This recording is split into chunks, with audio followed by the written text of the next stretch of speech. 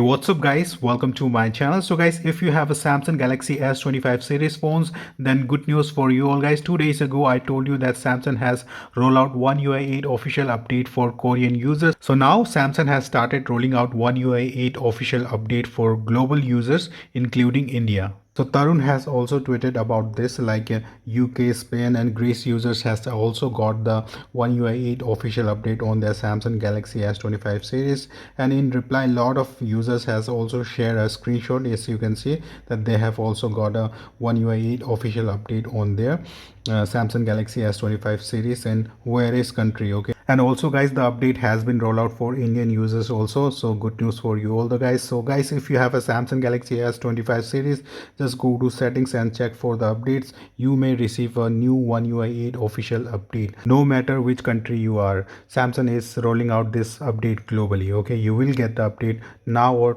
tomorrow maybe if you're not getting today. Alright guys, thanks for watching this video. I just wanted to share this good news for you all guys. So guys, if you have Samsung phones, do subscribe to my channel. I always keep you updated with Samsung and One UI news. Thank you very much for watching guys. Have a great day. Bye, take care.